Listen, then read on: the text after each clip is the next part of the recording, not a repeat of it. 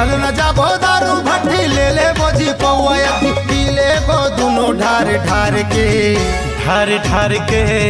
अभी आए हम घर ले उतारा मार के अभी आए हम घर ले उतारा मार के अभी आए हम घर ले उतारा मार के अभी आए हम घर ले उतारा मार के चल न जाबो दारू भट्टी ले ले बोझी पौआ अभी चल न जाबो दारू भट्टी ले ले बोझी पौआ पी ले बो दोनों ढार ढार के अभी आए हम घर ले उतारा मार के अभी आए हम घर ले उतारा मार के अभी आए हम घर ले उतारा मार के अभी आए हम घर ले उतारा मार के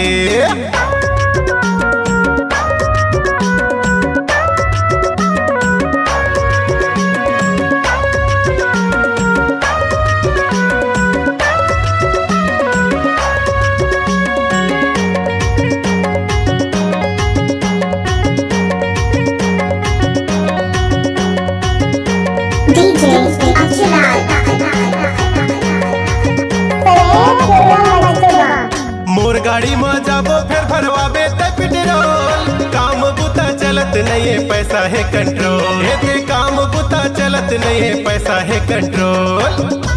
अरे यार दो चार पैसा धरे रही तो तेरे तोर भौजी निकाल लेते यार। धरे हम एटीएम लगा के तोला चिंता है मन भर के पीबो खाबो तोर भाई अभी जिंदा है मन भर के पीबो खाबो तोर भाई अभी जिंदा है। सॉरी, आपके अकाउंट में जहर खाने के लिए भी पैसा नहीं है। हट तेरी के पूरा बेइज्जती खराब हो गए साले है। ले बेते डिस्पोजल पानी झनकर बे आना काने ले दे हूँ डिस्पोजल पानी नहीं करो मैं हमन मानी चखना ला दे हूँ उधार के नींबू मार के अभी आए हम घर ले उतारा मार के अभी आए हम घर ले उतारा मार के अभी आए हम घर ले उतारा मार के अभी आए हम घर ले उतारा मार के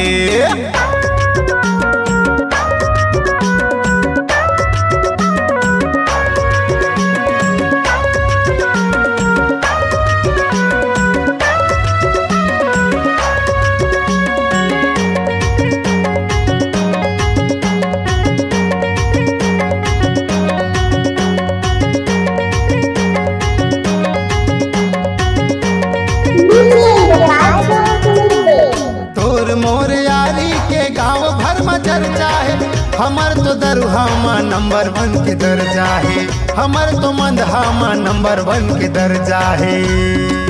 मैं एक अद्धी दारू पी दूं यार मोर कांटा टस के मसने हुए। जलवैया जल चाही कखरया की फूटे तोर मोर संग साथी जियत भर नहीं छूटे तोर मोर संग साथी जियत भर नहीं छूटे। जेन दिन मोर घर पैसा रही न भाई वो दिन दारू मोर तरफ से और